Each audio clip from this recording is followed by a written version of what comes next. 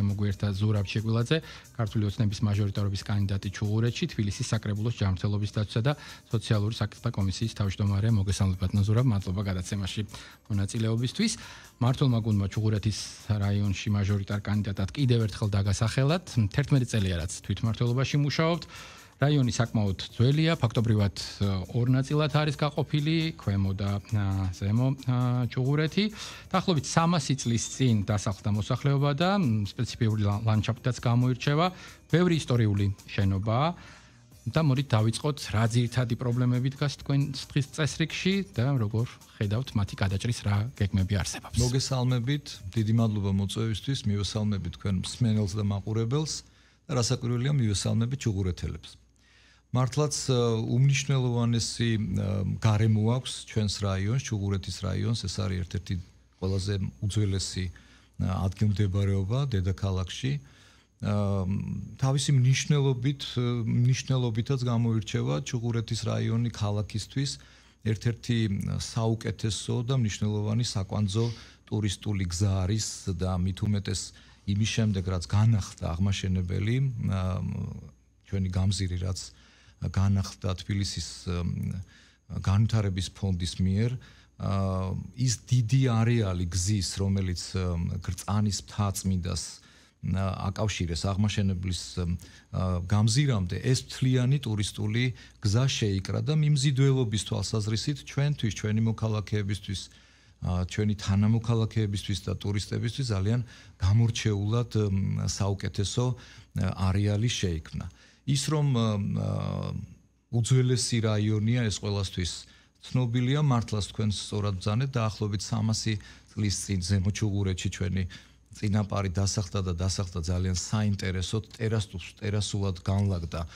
მათი სახლები მაშინ და სწორედ ამ ნიშნულობით დღეს ჩვენ ძალიან გამორჩეული საინჟინრო თემატიკა გვაქვს ზემო ჩუღურეთში გულისხმობ რომ იმის გამო რომ ბევრი უკვე ახალ სახლებსაც აშენებს ჩვენ გვიწევს ხშირად ფერდობის დამაკავშირებელი კედლების დიდი კონსტრუქციების მშენებლობები და გზის დამჭერი კედლების კონსტრუქციების მშენებლობა. ამიტომ ინჟინერიით ძალიან გამოირჩევა ჩვენი რაიონი და ამ ინჟინერიას აწარმოებს ჩვენი რაიონის გამგეობა, ჩართული არის რასაკვირველია მერიის სპეციალიზირებული სამსახურები და თვითონ ადგილმდებარეობა ჩვენი მხრიდან ჩუღურეთის მხრიდან, ზემო ჩუღურეთიდან, განსაკუთრებით ზემო ჩუღურეთიდან მთელ თბილისზე პანორამა არის მართლაც ყველაზე გამორჩეული და ლამაზი დედაქალაქში. ქვემო ჩუღურეთი კი თქვენთვის ცნობილია რომ ისეთი ისტორიული ძეგლები გვაქვს მნიშვნელოვანი არა მარტო ჩვენთვის არის თბილისისთვის, არამედ მსოფლიო მნიშვნელობის არის და საქართველოსთვის ძალიან ღირებული ძალიან ბევრი ნიმუშია ასეთი არქიტექტურული ჩუღურეთის რაიონში ჩვენ წლიდან წლამდე განვითარების ფონდი ვახსენე მერიის ფონდი ყოველთვის მოტივირებულია რომ ასეთი ულამაზესი შენობა ნაგებობები გადავარჩინოთ, შევინარჩუნოთ და რასაც ჩვენ თაობა შეუნარჩუნოთ მომდევნო თაობებს და საპირწონეზე ასევე არის ისეთი სხვა შენობა ნაგებობები შეიძლება ეს იყოს არაკულტურული მემკვიდრეობის შენობა ნაგებობები რომლებიც ამორტიზირებულია სიძველისგან და აქაც ჩვენ ინჟინერიის ფერხულში ვართ რასაკვირველია ჩუღურეთელებმა ეს ყველაზე კარგად იციან ძალიან ბევრი შენობა ნაგებობა გადავარჩინეთ ყველაზე მნიშვნელოვანია რომ იქ ჩვენი ადამიანები ცხოვრობენ ხშირ შემთხვევაში მესამე-მეოთხე კატეგორიაზე ვსაუბრობთ და აქ თავის მკაფიო სიტყვას ასევე ჩუღურეთის რაიონის გამგეობა და მერიის სამსახურები იძახიან, აკეთებენ ძალიან ბევრი პროექტი განხორციელდა ისეთი, რომელიც ამ შენობა ნაგებობების ხშირად ჩანაცვლების გზითაც ხორციელდება ხშირ შემთხვევაში ჩვენ გვაქვს მოსახლეობასთან არ არის ეს დასამალი ყველამ კარგად იცის რომ ძალიან ბევრს უნდა რომ როგორც ბოლო შანსის გამოყენება თუ აქვს 100 კვადრატი გაურემონტებელი და ჩვენ თავაზობთ მათ რაღაცა გარკვეული პერიოდის შემდეგ რომ გაყვანის შემდეგ დავაბრუნებთ თავიანთ ფართებში ოღონ გარემონტებულ სრულად კომფორტულ სახლებში ხშირად უნდათ რომ მეტი ფართი გქონდეთ ჩვენ გვესმის ამის უბრალოდ ამ პროგრამას შეფერხებები აქვს ამ მიმართულებით და აქედან გამომდინარე სიახლეებიც გვექნება 2026 წლიდან და ამას ჩვენი საზოგადოება გაიგებს ამ მიმართულებით ახლა ბოლოს რაც მე გითხარი. ბატონო ზურაბ, გარდა იმისა, რომ თავის სპეციფიკა აქვს რაიონს, მათ შორის მნიშვნელოვანი ძეგლებით, მნიშვნელოვანი ინფრასტრუქტურით, ხვდებით, რომ თავისთავად არსებობს გარკვეული გამოწვევები. გზების მდგომარეობა, შენობების მდგომარეობა, საინტერესოა რა გეგმები გაქვთ იგივე გზის რეაბილიტაციის, გარეგანათებების, მომარაგების, ყალანირებისა და სატრანსპორტო ინფრასტრუქტურის კუთხითაც, იმიტომ რომ ამ დროს ყველაზე უფრო მეტად ალბათ დამეთანხმებით მოსახლეობასთან შეხვედრის დროს, ზუსტად ეს აქცენტები კეთდება ხოლმე, რას პირდებით, კარგია რომ მნიშვნელოვანი საკითხები გადაჭრილია და ფაქტობრივად ყოველდღიურად გიწევთ თქვენ ამ საკითხებით დაინტერესება, მაგრამ ასევე მოლოდინები იმისა, რომ ის რაც თქვათ მოსახლეობას აწუხებს, რაღაცნაირად უნდა მოგვარდეს. და აქვე მინდა გკითხოთ ის შეხვედრები, რომელსაც ყოველდღიურად აწარმოებთ, მაინც ძირითადად რა აქცენტებით, რა მიმართულებით ვითარდება, რა თქვათ პრობლემებზე გესაუბრებიან ადამიანები, თქვენი ჩუღურეთელები, რომლებსაც ჭირდებათ რომ ეს საკითხები გადაიჭრას, ვიდრე უშუალოდ გადავალთ იმ ჯანდაცვის თემებზე, რომელსაც თქვენ უკვე კარგახანია უძღვებით საკრებულოში. შევეცდები თავიდან დავიწყო, როგორც თქვენ ბრძანეთ. ძალიან ბევრი ინფრასტრუქტურული და სხვა სახის პროგრამები, პროექტები თუ რეფორმები განხორციელდა მთელი თბილისის მასშტაბით ამ წლების განმავლობაში. თვითონ ლოკალურად ჩუღურეთში თუ ვიტყვით, ასევე მნიშვნელოვანი იყო თქვენ გზები ახსენეთ თავიდანვე და მინდა გითხრათ, რომ ძალიან ამორტიზირებული იყო ჩვენი საგზაო ინფრასტრუქტურა ჩუღურეთის რაიონში, ეს არ არის დასამალი. ჩვენ თვითმმართველობაში 2014 წლიდან მოვედით ქართული ოცნების გამარჯვების შემდეგ თვითმმართველობაში გავიმარჯვეთ 2014 წელს, მაშინ არჩევნებში და აგვისტოს თვე იყო, ძალიან კარგად მახსოვს 2015-დან უკვე ახალი პროგრამული ბიუჯეტი დაამტკიცა მაშინ ჩვენმა საკრებულომ და პროგრამულმა ბიუჯეტმა მოგვცა საშუალება, რომ ძალიან ბევრი ეს მტკივნეული თემები, რომელიც დააგროვილი იყო, მემკვიდრეობა გვერგო ძალიან მძიმე ამ მიმართულებით და ჩვენ ფეხდაფეხ ყოველ წელს დავიწყეთ ამ თემების გამოსწორება და განვითარება. გზებთან დაკავშირებით ისე მინდა გავიმეორო, ხშირად არის ხოლმე, რომ ჩვენ ძველი თაობის ჩვენი უხუცესი ადამიანები ხშირად იხსენებენ ხოლმე და ხშირად მეღიმება და ჩემ არგუმენტებს ვეუბნები და რასაკვირველია, ჩვენ ძალიან კარგი ურთიერთობები გვაქვს, ძალიან ბრწყინვალე ადამიანები ცხოვრობენ გამორჩეულად ჩუღურეთის რაიონში. ისინი ამბობენ ხოლმე, რომ აი კომუნისტების დროს ყველაფერი კეთდება და ეხლაც მეღიმება. არ არის სწორი. აი ჩვენ მაგალითზე გეტყვით, ახლა სხვისას არ ვიტყვით. ჩვენ მაგალითზე, ჩემ მაგალითზე გეტყვით, მაგალითად, სადაც კომუნისტების დროს გაკეთებული მემკვიდრეობა. სადაც გავიზარდე, სადაც ის ახლა ჩემი გარემოცა გარშემო იყო პლეხანოვი, სვანეთის უბანი, კუკია, შანთახი, ოქროს უბანი, სადაც გავიზარდე, ჩემი მშობლიური ოქროს უბანი, ვარანცოვი და მე ხო ბავშვობიდან მახსოვს იქაური ინფრასტრუქტურა და სხვათა შორის პირველი არ უნდა ეწყინოს ქვემო ჩუღურეთელებს, პირველი დიდი პროექტები, თანხები სწორედ ზემო ჩუღურეთში ჩავთ, იმიტომ რომ არ არსებობდა გზები, არ არსებობდა კომუნიკაციები, წყალარინება, რასაც საზოგადოდ ხალხი კანალიზაციას უწევს, წყალარინება არ არსებობდა ზემო ჩუღურეთში. თქვენ განათებები ბრძანეთ, ისეთი ქუჩები იყო, საერთოდ განათების ხსენება არ იყო. სულ მახსენდება და ამას ვიძახი ხოლმე მაგალითად კუკიაზე, შანთახის მიმართულებით, ქვალონი, ასხინი, ლებარდეს ქუჩები. გაუვალი იყო, ხალხი ცხოვრობდნენ ჩვეულებრივად, ჩვენი საზოგადოების წევრები, რომლებსაც ათეული წლები საერთოდ საგზაო ინფრასტრუქტურა რა იყო. ხა ამით ტაქსის მძღოლები არ მიდიოდნენ ხოლმე ამ ქუჩებზე მახსოვს. არა, ტაქსზე მეტია იქ საუბარი. არც ერიდებოდნენ, იმიტომ შუქი არ იყო. ხომ წარმოგიდგენიათ, ხა 6 საათის შემდეგ იქ ტრანსპორტი არ უნდა, არა, საზოგადოებრივ ტრანსპორტზე საერთოდ საუბარიც არ იყო. და ეს ყველაფერი მინდა გითხრათ, ოღონდ სუბიექტური მასში არ ჩამითვალოთ, რომ რაღაც ვიქებთ ახლა თავს და გამოსწორებულია აბსოლუტურად. სატრანსპორტო პოლიტიკა, იცით რომ თვითონ ქალაქში ძალიან მნიშვნელოვანი იყო, რომ კახიკალაძის თაოსნობით, მისი ინიცირებით და ვიცით, რომ ძალიან ძლიერი მერქვა, გამორჩეულად ძლიერი მერქვა, არა მარტო ჩვენ რეგიონში, ამიერკავკასიაში, ძალიან ჩვენ შეგვიძლია თქვა ძალიან პროგრესული ადამიანია, რომელსაც პირველ რიგში დაიწყო დიდი პროექტების, რაც ვერ გაბედა სხვა ხელისუფლებებმა, ბევრი ისეთ რეფორმას მოკიდა ხელი და ძალიან წარმატებით ზოგი დასრულდა და ზოგი გრძელდება. აი სატრანსპორტო პოლიტიკაზე მაგალითად რამდენიმე შეხვედრა მქონდა ეხლა მოსახლეობასთან და რატომღაც მომიწია ამის სულ მახსენდება. აი წინა ხელისუფლების სრული ნიშანი იყო ეს ბოგდანი, ყვითელი ავტობუსები არაკონდიცირებით იყო და არა გათბობის და გაგრილების, ანუ აბსოლუტურად ამორტიზირებული ტრანსპორტი დადიოდა მაშინ ქალაქში გადაყვითლებული. ასევე აი სამარშრუტო ტაქსები, ამორტიზირებული სამარშრუტო ტაქსები, სადაც ადამიანი კომფორტზე საუბარ ზედმეტია ჩაჯდომა რომ ეზარებოდათ ხოლ, მაგრამ უდაემგზავრათ ხო? აი ეს არის მათი წინა ხელისუფლების სახე, ნამდვილად აი ეს არის, მაგრამ დღეს ახლა გადავხედოთ როგორი ტრანსპორტით მოძრაობს ხო ჩვენი საზოგადოება.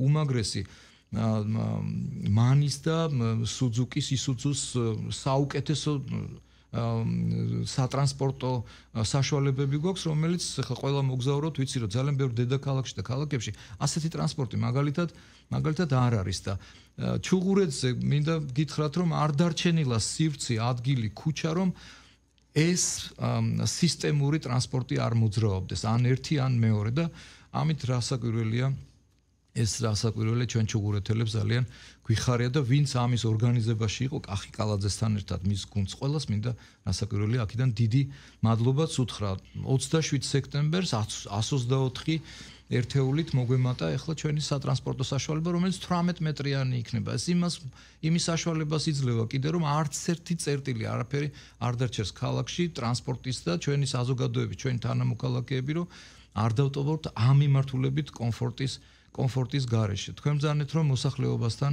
შეხვედრები, რასაკვირველია ინტენსიურად გვაქვს მოსახლეობასთან შეხვედრები და მათ ჩვენ თავშივე რაც ვისაუბრეთ, თქვათ ამორტიზირებული სახლებთან დაკავშირებით, ეს თემებია ძირითადი ჩუღურეთელებისათვის.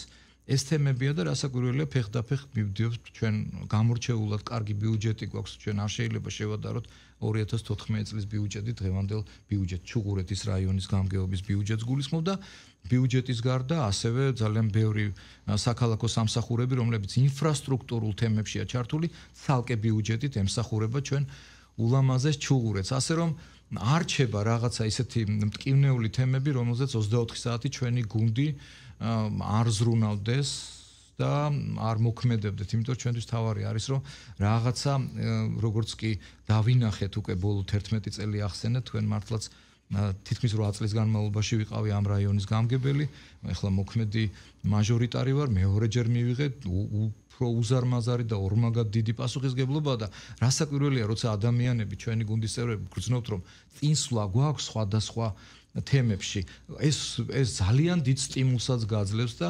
გადამდებიცაა სხვათა შორის მოტივირებულია აბსოლუტურად ყველა საქალაქო სამსახური რომ წინ გავიწიოთ ჩვენი დედაქალაქი გამორჩეულია მაგრამ უფრო მაგარი გამართული ინფრასტრუქტურით გვინდა ვიყოთ წარმოჩენებული მომავალში. ბატონო, ძალიან საინტერესო ტენდენცია იკვეთება ის რომ მოსახლეობას კონკრეტული მათ შორის პირადი საკითხების მოგვარებასთან ერთად აინტერესებს საერთო სივრცეები, გამწვანება, რეკრეაცია, ინფრასტრუქტურა.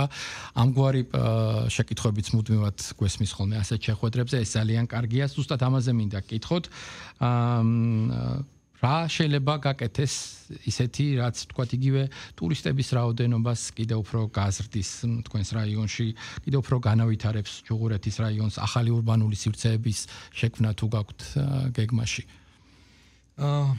ჩვენ ჩუღურეთის რაიონში არ ვართ გათამამებული და არ გვაქვს ის ფუფუნება რომ გქონდეს დიდი მიწის ნაკვეთები, სადაც განვავითარებ და რაღაც თუმცა არ დარჩენილა ადგილი სადაც პოულობდით სხვათა შორის ჩვენი მოსახლეობის ჩართულ ფორმატში ვანვითარებთ ამ მიმართულებით ჩუღურეთის რაიონს და ყველას ვისაც ბოლო 10 წლის განმავლობაში ჩუღურეთში არ უმოგზაურია განსაკუთრებით ზემო ჩუღურეთით შეგიძლიათ მოინახულოთ და ნახოთ ძალიან ლამაზი ახალი სკვერები გვაქვს მაგალითად გროზნოს ქუჩაზე თითქმის ნაგავსაყრელად იყო ქცეული ერთ-ერთი ადგილი, რომელიც საინვესტიციოდ უნდა გამოსულიყო, თუმცა ჩვენ მერთან ერთად გადაწყვეტილება მივიღეთ და 5000 კვადრატულ მეტრზე ძალიან ლამაზი სკვერი ავაშენეთ თავისი სტადიონით და ყველა თაობის ადამიანისთვის არის გამორჩეული სივრცე. ასე მაგალითად ყოველ წელს ჩუღურეთში ჩვენ 40-მდე სკვერის რეაბილიტაციას ვახდენთ და თუ კი სადმე გვაქვს საშუალება, რასაკვირველია, ახალ სკვერებსაც ვსნით. სულ რაღაც 2 თუ 3 დღის წინ მაგალითად ხუდადოვის ტყის მიმდებარედ მარუაშვილის 50-ია მისამართი, სრული მისამართი, მარუაშვილის ქუჩის 50-ის მიმდებარედ ძალიან ლამაზი და ასეთი დიდი სტადიონი ჩვენ არ აგვიშენებია ჩუღურეთის რაიონში და გავხსენით სხვათა შორის კახა კალაძესთან ერთად, იმიტომ რომ მას ძალიან უნდოდა რომ ეს ადგილი ენახა და მასთან ერთად გავხსენით ჩუღურეთის რაიონის გამგეობამ განახორციელა ეს თვითონ პროგრამა სტადიონის მიმართულებით და პრაქტიკულად არ ჩერდებით ამ მიმართულებით. ძალიან გამწვანებულია ჩუღურეთის რაიონი და ქუჩების მიმართულებით ყველაზე კარგ ნარგავების შესყიდვას ახორციელებს გამგეობა და ფეხდაფეხ მივყვებით. ხშირადაა მოთხოვნა ჩვენი მოსახლეობისაგან რომ დაგვირგეთ და ჩვენ მივხედავთ და მინდა 100%-იანი დადასტურებით გითხრათ რომ ჩვენს გვიხარია ეს, როდესაც ნარგავები მიგვაქვს, ვგავთ ერთად და მე თვითონ ჩვენი მოსახლეობა ამხანაგობები უვლიან ხოლმე ქუჩებზე და ეს რასაკვირველი ყველას გვახარებს.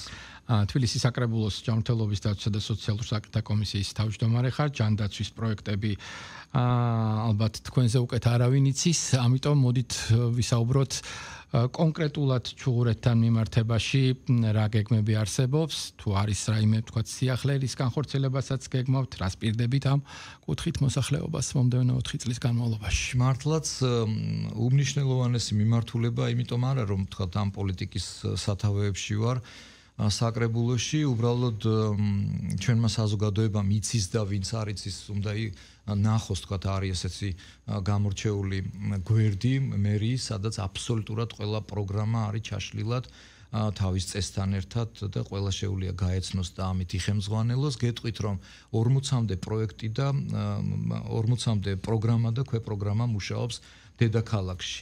ეს არის ის პროგრამები, რომელიც აუცილებელია ჩვენი მოქალაქეებისათვის.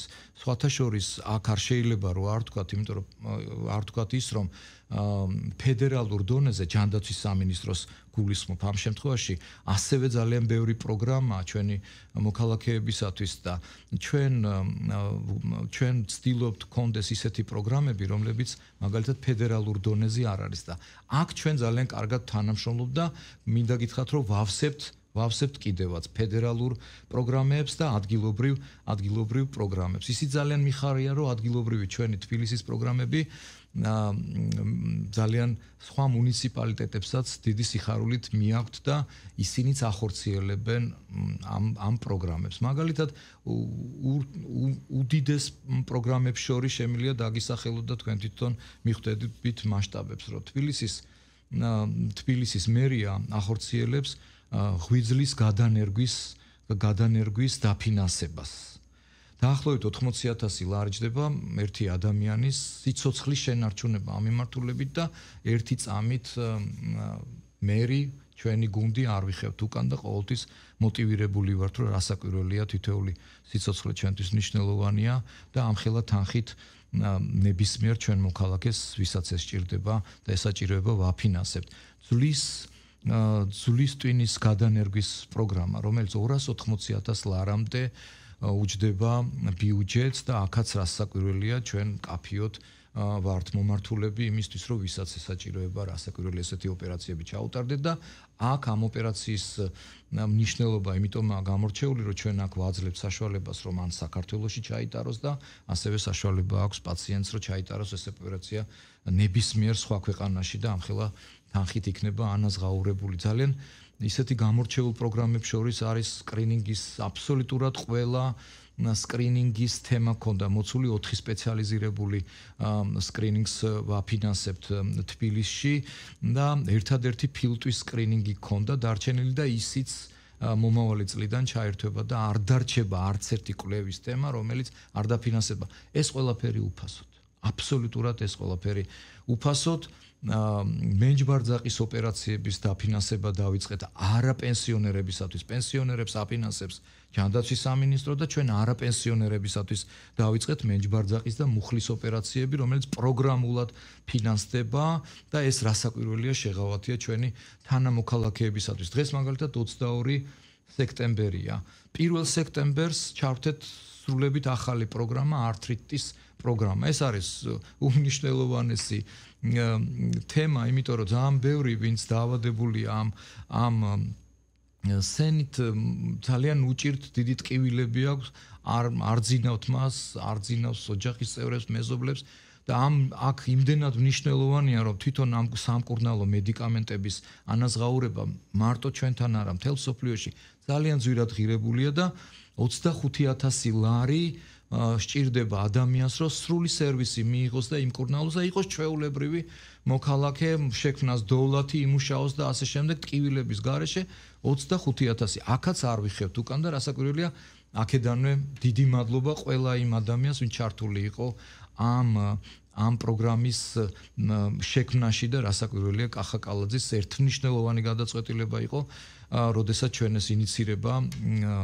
რეკომენდაციის სახით საკრებულოდან გავგზავნეთ და მას განსაკუთრებული დიდი მადლობა. ასე რომ არ ჩერდებით, ბევრი რამ გვაქვს დაგეგმილი, აი ფილტვის სკრინინგიც გიხსენეთ მომავალ წელს. ბევრი სიახლეები გვექნება და ამას ფეხდაფეხ ჩვენი თანამოქალაქეები ყველაფერს ნახავენ და იგრძნობენ. კი ბატონო, 2 კვირის წინ ქალაქის მერმა დაანონსა, რომ იანვრიდან დედაქალაქის ისტორიულ ნაწილ შავარიული შენობების შენაცვლების პროგრამა განხორციელდება. მოსახლეობის მხრიდან რამდენად არის მზაობა ყოფნა მიიღონ მონაწილეობა ჩაერთონ ამ პროექტში და საერთოდ როგორ გეგმავთ ადგილობრივი კულტურული და ისტორიული მემკვიდრეობის დაცვასა და პოპულარიზაციას? მადლობა ბატონ დავით, ამ შეკითხვისთვის კინაღამ გამოგვეპარა. კინაღამ გამომეპარა, იმიტომ რომ იმ თემაზე, როდესაც ამორტიზირებულ ძველ სახლებზე საუბრობდით, ეს არის იმ ჩანაცვლების პროგრამის მოდერნიზირებული სვლა, ასე ვთქვათ. მე პირდაპირ ამას ბოლო 2 დღეა, როდესაც შეხვედრები მაქვს, ვლაპარაკობ, რომ ეს არის რევოლუციური გადაწყვეტილება კახი კალაძის მიერ. რევოლუციური რატო? იმიტომ რომ ძალიან ბევრი მე რაც ვახსენე, რომ ერთ-ერთზე არ თანხდება ხშირად ჩანაცვლებაზე და ბევრი სხვა ნიუანსებიც არის ხოლმე მოსახლეობასთან. ეს აბსოლუტურად გვაძლევს იმის საშუალებას, რომ თამამად თბილისის მერის წარმომადგენლები ესტუმრონ მოქალაქეებს მეოთხე კატეგორიის სახლებს მოვიცავთ პირველ რიგში. მეოთხე კატეგორიის სახლი ეს არის რისკის შემცველი სახლები. ჩვენ არ შეიძლება იქ ადამიანები დავტოვოთ, უყურადღებოთ და მივდივართ და საზოგადოდ იქნება ასე შეფასებული იქნება საბაზრო ფასით ღირებულება ქონების კვადრატულ მეტრზე და საბაზრო ფასის მიხედვით შესაძლებელი იქნება მერიამ გამოისყიდოს ქონება და ჩვენ ერთის მხრივ რომ ჩვენს მოქალაქეებს ასეთი რისკიანი ადგილებიდან გავიყვანთ, ისინი დოვლად შექმნიან, იმიტომ რომ საბაზრო ფასი ჩვენ რაიონში ძალიან მაღალია. თქვენთვის ეს ძალიან კარგადაა ცნობილი, აქედან გამომდინარე, მათ შეუძლიათ უფრო მეტი განვითარდნენ თავისთვის, თავიანთი ოჯახებისთვის და ყველაზე მნიშვნელოვანი ჩვენთვის კიდე ის არის, რომ ამ რისკის შემცველი სახლებიდან გავიყვანთ ჩვენ მოსახლეობას და ბიზნეს მივცემთ იმის საშუალებას, რომ ჩვენი მახასიათებლებით, ძველი თბილისური ტიპის ეზოების მახასიათებლებით, რომელიც დაგეგმილი იქნება არქიტექტურის, თბილისის არქიტექტურის სამსახურის მიერ, იმ ყველაფრის შენარჩუნების, იმ სინთეზის და სილამაზის შენარჩუნებით, გამორჩეულობის შენარჩუნებით განვავითაროთ ჩვენი ჩუღურეთის რაიონი უფრო და უფრო. ამას ახლა ჩვენ რასაც ვსაუბრობთ, 2026 წლის 1 იანვრიდან ჩვენ უკვე ამ პროგრამას ჩავრთავთ ახლა ამ თვეების განმავლობაში გვექნება წესთან დაკავშირებით მუშაობა და ჩვენი თანამოქალაქეები ამასაც ძალიან კარგად დაინახავენ. და ბოლო შეკითხვა, სულ რამდენიმე წუთი გრჩება, ფაქტობრივად 2 შეკითხვას გავაერთიანებ, წინა საარჩევნო გარემო შეფასება მინდა გთხოვოთ და მიმართეთ ჩუღურეთის რაიონის მოსახლეობას. ძალიან მშვიდად ვახორციელებთ ქართული ოცნების წარმომადგენლები მთელი საქართველოს მასშტაბით, არა მარტო ჩუღურეთში. ყველგან ძალიან მშვიდად მიმდინარეობს. ჩვენი საზოგადოებაც ამას ძალიან კარგად ხედავს.